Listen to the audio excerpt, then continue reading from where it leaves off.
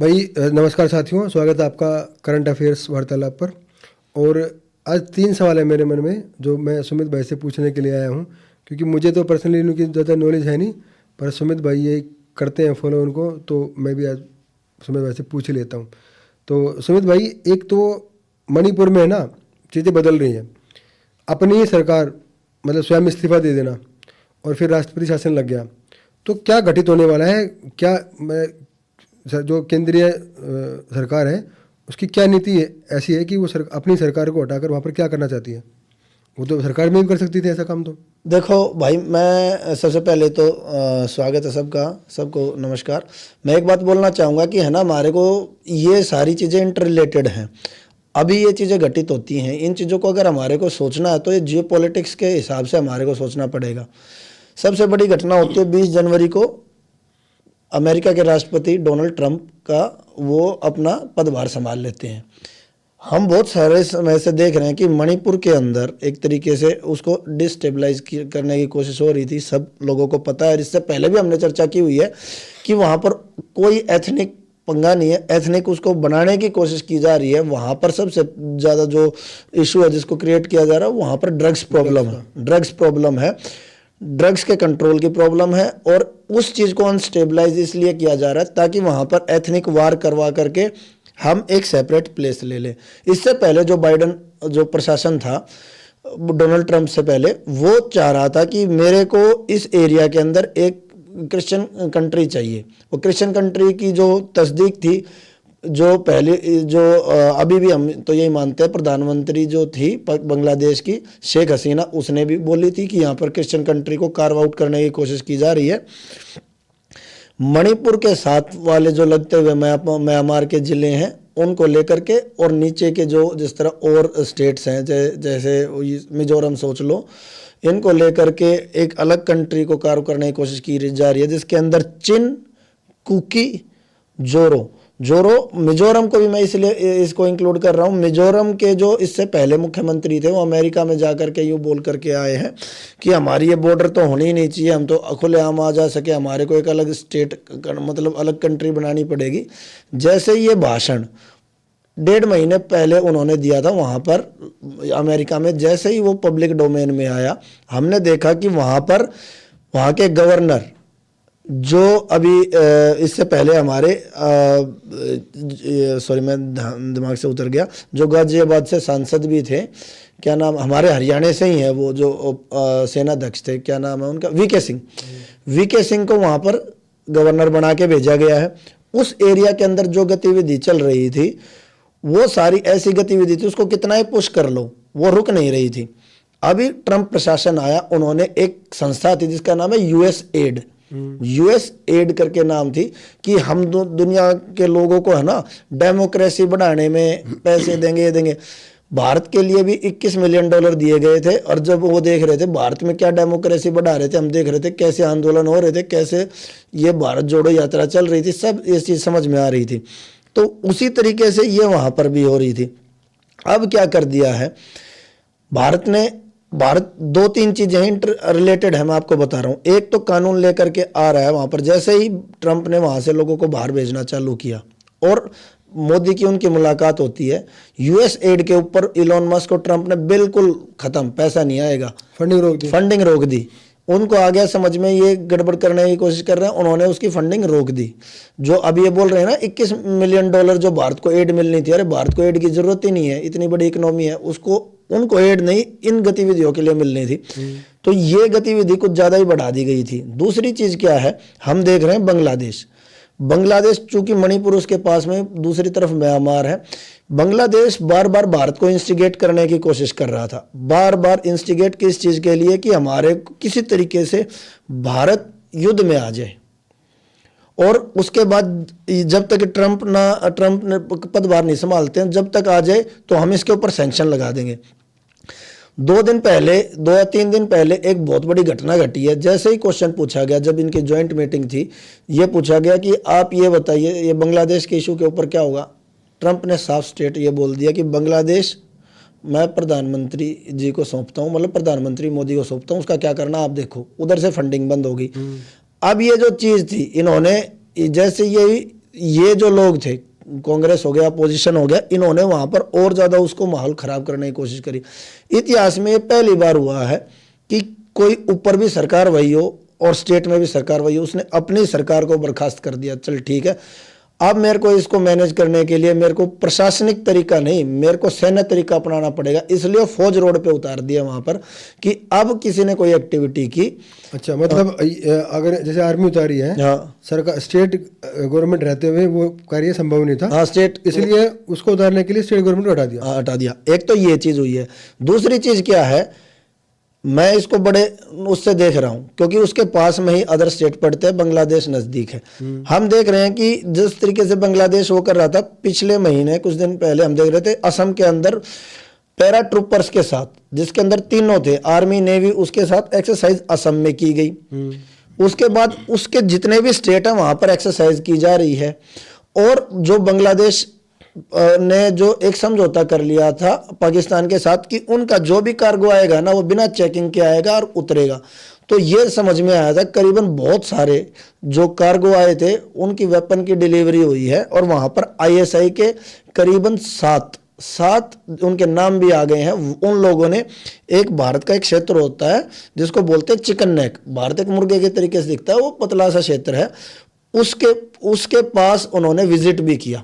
ठीक है, वहां पर उन्होंने विजिट किया। और दूसरा बांग्लादेश का भी एक चिकन नेक है, कॉक्स बाजार एक क्षेत्र है वहां की, इसको हमारे को सिक्योर करना है। वो चाह रहे हैं कि किसी तरीके से हालात खराब हो और जो नॉर्थ ईस्ट का जो एरिया है इसको इससे तोड़ दिया जाए, काटे जाए। हाँ, अब मैं आपको बता देता हूँ ये सारी चीजें क्या हुई। जैसे ये भी ट्रंप आया, ट्रंप ने बोल दिया कि मैंने ये चीज उसको दे दिया। अब हमारे पास जो टाइमलाइन है ना वो बहुत छोटी है, हमारे को 90 दिन के अंदर कुछ ना कुछ करके दिखाना है। टाइमलाइन जो टाइम फ्रेम है ना हमारा वो 90 दिन का है। क्यों है 90 दिन का? 90 दिन का इसलिए है क्योंकि उसके बाद और बहुत सारी चीजों को हैंडल करने वाले हैं। जिस तरीके से हम जियोपॉलिटिक्स देख रहे हैं, जो चीजें घटित होने लग रही हैं हमारे पास, अभी तक हम देखते हैं बड़े बड़े एक्टिविटी कब हुई हैं, सर्जिकल स्ट्राइक, धारा 370, ये दोनों चीजें जब भी हुई जब दूसरी साइड डोनाल्ड ट्रंप प्रेसिडेंट थे, उन्होंने कुछ ऑब्जेक्ट नहीं किया। कहीं ना कहीं हमारे को ग्रीन सिग्नल है, हमारे पास बहुत शॉर्ट ड्यूरेशन है। मतलब मैं ये समझू इस बात का तात्पर्य है कि भाई जो चिकन नेक भारत की कहते हैं उसको बड़ा होने का, वो हाथी की, हाँ, वो बड़ा होने का चांसेस है। तो एक तो आर्मी उधर डिप्लॉय हुई है, ताकि वो इसलिए थी अगर कहीं कल को हमने दूसरे उसको बुला दिया, देखो 6 महीने के लिए होता है राष्ट्रपति शासन, तो चीजें तो हम तीन महीने ना मोल करके हम बोलते हैं 180 दिन, उन 180 दिनों में होना है। क्योंकि अगर ये किसी तरीके से हम दूसरी पार्टी को, कांग्रेस को इनवाइट कर देते तो वो हमारे लिए चीज आसान ना करके खराब ही करती। जिस तरीके की चीजें थी उन्होंने उसको वो कर दिया, 6 महीने में चीज पेसिफाई होगी, दोबारा से यही अपनी सरकार बना लेंगे मणिपुर के अंदर। अब चीज क्या हुई है बांग्लादेश की, बांग्लादेश के अंदर जैसे ही ट्रंप आया है तो यूनिस को समझ में आ गया, अभी भी यूनिस अपनी कंट्री में नहीं है, वो बैठा यूएई के अंदर, उसको चीज समझ में आ गई है, तेरे तो ऊपर करता धरता सब हट गए हैं। और पर्सनली उसको बहुत बुरा मानता है ट्रंप, लेकिन उसने ये चीजें टोटली सौंप दी है मोदी जी को कि आप संभालो। अब जैसे ही उसको हटाया, उसको मैनिपुलेट करने लग गया चाइना। चाइना क्यों मैनिपुलेट कर रहा है? चाइना इसलिए मैनिपुलेट कर रहा है, कहीं ना कहीं अगर जो शेख हसीना के बाद जो दूसरी सरकार आती है, जो खालिदा जिया की, वो भी उसको छोड़ करके भाग गई है, वो लंदन में बैठी है। लंदन में क्यों बैठी है वो वहां पे? क्योंकि उसको भी मारने की कोशिश हुई है, उसको भी मारने की कोशिश हुई है। तो ये सारी चीजें हैं, इनको इसी दौरान चिकन नेक को चौड़ा करना है। और हम देखते हैं कि जो कॉक्स बाजार जो उसका वेस्टर्न हिस्सा है ना, सॉरी ईस्टर्न हिस्सा, वहां पर अराकान आर्मी नाम की एक फोर्सेज आ गई है, म्यांमार से आ गई है। उसको भारत की एक तरीके से पूरा सबको पता है कि रॉ का एक तरीके से साथ है, उन्होंने उसको चौक पॉइंट कर दिया है। अब हमारे को ये प्रॉब्लम सॉल्व क्यों करनी है? हमारे को ये बांग्लादेश की प्रॉब्लम इसलिए सॉल्व करनी है, भारत के अंदर हम देखते हैं कोई बोलता है, ऑफिशियली पार्लियामेंट में बोला गया 2 करोड़ बांग्लादेशी हैं, 4 करोड़ है, ज्यादा ही है, 4 करोड़ है, 5 करोड़, हम 5 करोड़ मान लेते, कई बार 10 करोड़ भी बोल देते, ज्यादा एग्जैजरेट नहीं करते, हम मानते 5 करोड़ है। बांग्लादेश एक ऐसी कंट्री है जिसकी इकोनॉमी बिल्कुल ठप है। अगर हमने यहां से एकदम इनको पुश करना चालू कर दिया, भगा भी दिया, तो वो पहले ही फेल्ड स्टेट है, वो शायद चरमरा भी जाए। चूंकि ये जुड़ा हुआ हिस्सा ये था, भारत को अब ये मौका मिला है अपनी प्रॉब्लम सोल्व करने का। भारत क्या कर सकता है? इनको बाहर भी भेज सकता है। दो तीन ऑप्शन है भारत के पास। सबसे पहले तो इन लोगों को आइडेंटिफाई करेगा। सबसे पहले तो जो इनका नेक्सस, जो इनके झूठे डॉक्यूमेंट बनाते हैं, उनको उसके ऊपर कर्व कर रहा है, जो मोदी जी ने ट्रम्प के साथ में बोला भी था। दूसरा काम क्या करेगा, अगर इनके अंदर कोई अपनी फैमिली लेकर के आए हुए हैं, इनको वापस भेजेंगे फैमिली को। यहाँ पर कर रहे तो एक तरीके से डॉक्यूमेंट दे दिया तुम्हारे को, भाई तुम यहाँ पर काम कर रहे हो, तुम्हारे को डॉक्यूमेंट दे दिया। दूसरा काम ये हो सकता है। तीसरा काम ये हो गया, अब इन लोगों को भगाए कैसे, क्योंकि 1971 के टाइम पे भी बहुत लोग आ गए थे। इनको भगाना एक बहुत वो काम है। हमारा समाज भी खुद इस चीज़ के लिए रेडी है। जो हमारे को मुश्किल लगता है वो इसलिए मुश्किल लगता है कि ये लोग मीनियल जॉब्स कर रहे हैं, घर में सफाई कर रहे हैं। अगर हमने एकदम इनको भगा भी दिया तो क्या हमारे समाज के अंदर, क्योंकि इतना हमारा समाज भी प्रिपेयर नहीं है, सरकार को ये सारी चीज़ें समझ में आ रही है, इसको करेंगे कैसे, इसको कर रहे हैं। अगर इन लोगों को रख रहे हैं तो खाली ये चीज़ नहीं, हमारे को इनकी टेरिटरी भी चाहिए। अब चीज़ क्या है, अब ये चीज़ आ जाती है कि भाई ये तो इतने रेडिकलाइज्ड है, इनको एड्रेस कैसे किया जाएगा। मैंने आपको टाइम फ्रेम बता दिया है, 90 दिन का ही टाइम फ्रेम है, मैक्सिमम 90 दिन और जोड़ लो 180 तक। इनको 16 ऐसे करना। भारत ने इस चीज़ को टेस्ट करके देख लिया है। कैसे टेस्ट करके, भारत के जितना भी मदरसे वगैरह जो कुछ भी होते थे उनके अंदर अपना ओरिजिनल करिकुलम चालू कर दिया। जो उनके कोर्सेज होते थे उनकी किताबें बंद कर दी। अब वो कहने के लिए तो नाम उनका कुछ और है, लेकिन उसके अंदर कौन पढ़ाएगा, उसके अंदर वही तो करिकुलम चलेगा, और पढ़ाएगा भी वही जो उससे एफिलिएटेड होगा। जो इनकी डिग्री धारक होते हैं उनको हटा देगा। जैसे ही वहाँ पर शासन व्यवस्था बदलती है तो आपको एक बात और बता देता हूँ, बांग्लादेश हो गया या आसपास की कंट्री हो गई, इन सब को जो ट्रेनिंग देते हैं, इन सब को ट्रेनिंग देने वाले या हमारे ही जो आईएएस को जो ट्रेनिंग देती है एजेंसी, मतलब जो इनके इंस्टीट्यूशन है, यही लोग उनको ट्रेनिंग देते हैं। उनका जो जुडिशरी जो होती है उसको भी हमारी जो जुडिशरी जैसे एपन करती है ऐसे ही करती है। वो कहने के लिए अलग देश है, लेकिन चीज़ एक्टिविटी हमारी हल्के से मॉडिफिकेशन के बाद हम कंट्रोल कर सकते हैं। हमने 370 वाले काम के अंदर ये करके देखा। 370 जब हटाई थी उनका भी अलग संविधान था, लेकिन अब चीज़ें चेंज हो गई ना। तो ऐसे कुछ होने की जो प्लानिंग है, जिसकी अपेक्षा है।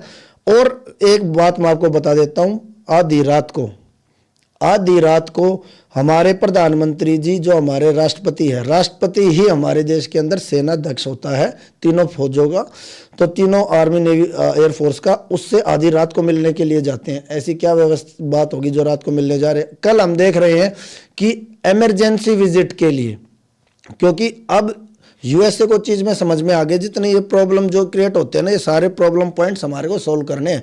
अमेरिका को गाजा चाहिए। कतर जो एक तरीके से अब ज़्यादा रेडिकलाइज्ड है, मिडिल ईस्ट के जो कंट्रीज हैं उनको एक चीज़ समझ में आ गई है कि तेल खत्म होने वाला है, तेल भी खत्म होने वाला है। और ट्रंप अगर किसी की सुनता है, कुर्सी सिर्फ एक ही आदमी के लिए हटाई थी, और सबको तो, चाहे कनाडा का, उसको तो अपना 51 स्टेट बोलता है, हर कंट्री को वो सीधे मुंह बात ही नहीं करता, लेकिन मोदी के लिए हटाता है। मोदी जी से स्पेशल मिलने आए हैं कि आप मीडिएट करो, अमेरिका ना आए। लेकिन ये बात पहले ही हो चुकी है।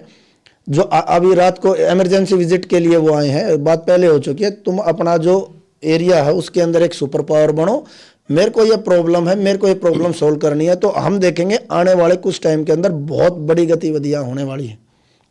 बिल्कुल, और होनी भी चाहिए। और मेरा तो मेन कंसर्न यही रहेगा कि भाई ग्लोबली तो जो होता रहेगा वो तो होगा ही। जो चिकन नेक कहते हैं, भाई ये चिकन तो मुझे वैसे पसंद नहीं है, हम तो वैसे भी हाथी पूजने वाले हैं, तो हमें तो हाथी की गर्दन चाहिए। अब हाथी की गर्दन चाहिए, हाथी की गर्दन हो जाए। साथ ही जो बांग्लादेश में हिंदू हैं वो सारे इकट्ठे होकर, और जो चिकन नेक को हाथी की नेक बनेगी वहाँ पर कब्जा कर लें। जो घर बने हुए हैं उन पर भी कर लें, जो नहीं बने हुए हैं अपने बना लें, और एकता बना के रखनी पड़ेगी उन्हें, और एक स्थान पर इकट्ठा होना पड़ेगा। एक क्षेत्र अपना चुन लें और अपने कब्जे में ले लें।